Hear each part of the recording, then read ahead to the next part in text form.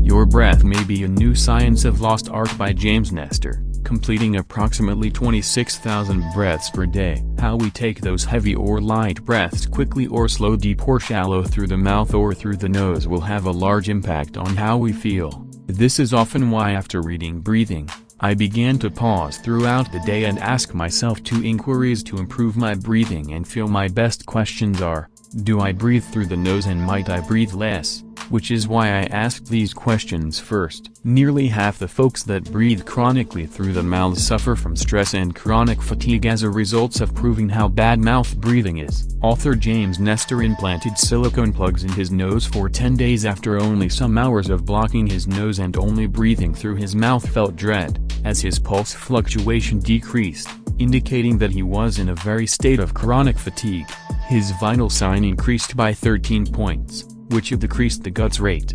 I'm in stage 2 high force per unit area and stuffy nose the longest. It absolutely was difficult to target his work and remember simple facts. Mouth breathing made him stupid. After 10 days of mouth breathing, Nestor removed the silicone tampons and breathed through his nose again. After only some hours of breathing, the nose felt sort of a different person. He felt more mental clarity, his vital signs stabilized, his pressure stopped, and Nest continued to breathe at midnight by placing a chunk of surgical tape the dimensions of a stamp on his mouth before bed. Just imagine that Charlie Chaplin's mustache is moving down an inch. This forced him the limited tape on breathing through his nose, but it allowed him enough room to cough or talk. After some days of nasal breathing while sleeping reduced his snoring from 4 hours an evening to simply 10 minutes an evening, and that I awakened feeling refreshed. Nestor learned the hard way it's all meant we breathe through our nose. After we'll breathe through our nose, we purify the warmth,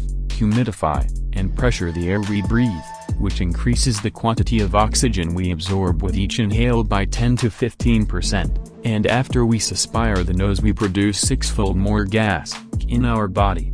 Gas increases blood circulation throughout the body, which helps keep you energized throughout the day. To urge an additional boost of gas, sometimes touch noise occurs within the back of the throat as you suspire your nose. Attempt to do the most effective yule of the Darth Vader mimic or hum the maximum amount as possible while exhaled. Tinnitus has been shown to end in a 15-fold increase in gas. Unfortunately, many folks don't get the advantages of nasal breathing because they're congested and have difficulty breathing through the nose. If they find it difficult to breathe through the nose, the subsequent exercise several times to clear the nasal airways through your nose. Then close your nose and hold your breath. Shake your head and down or side to side to stay your mind out of breath. After you feel an intense sensation of breathing, take a slow, controlled breath through your nose.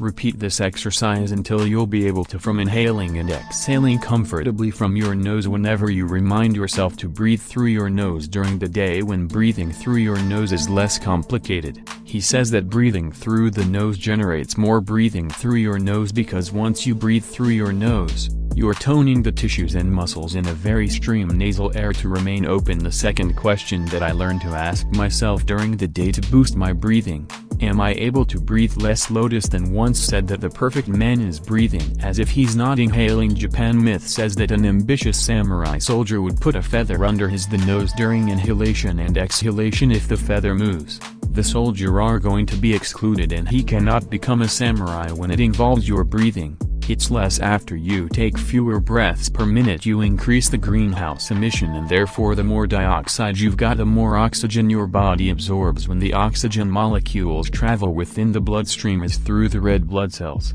they require to join the tissues within the body that contain greenhouse gas, which may be a silly analogy. As an example, the purpose where your body cells like nightclubs and greenhouse gas particles are from attractive women within the nightclub, and therefore the oxygen molecules are a bunch of unmarried men. These men want to travel to the clubs that have the foremost attractive women. When oxygen molecules leave the bloodstream and visit a tissue cell, the CO2 molecule will leave that tissue cell and travel through the bloodstream to the lungs through the red blood cells that have returned the oxygen molecule once. Another to the nightclub analogy: as if the cabin brings one man's car to a nightclub, but as soon as he enters the club, a sexy woman leaves the club at the identical time. the cabin that brought the guy to the club. Once you have optimal levels of CO2 in your body, it'll test the optimum levels of oxygen uptake, which is able to lead to you feeling incredibly. Yandel Henderson, director of the Laboratory for Applied Physiology at university, says that carbonic acid gas, it's the most hormone for the whole body, and it's the sole hormone that each tissue produces from greenhouse gas, and it's actually a necessary component of the living matter of oxygen.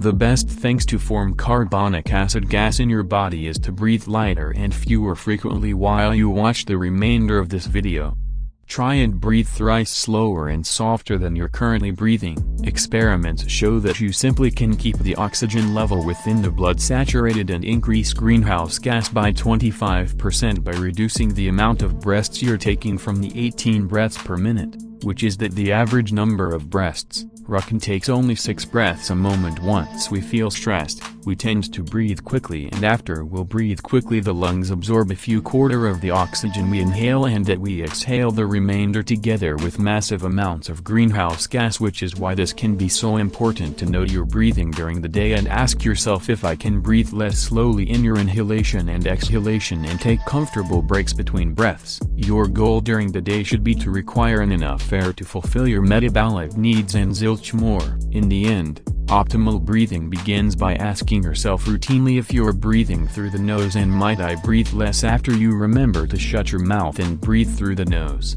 you increase gas, which increases blood flow, and once you remember to breathe less, you increase CO2 with more gas and greenhouse gas in your body, more oxygen to your cells, which implies more energy throughout the day. How you breathe during the day is a distinct bet. We are feeling exhausted and feeling at your best was the fundamental message you gathered from Breathing by James Nestor. Nestor drastically changed the way I feel about breathing. I highly recommend this book. If you like this video, please share it. Thanks for watching.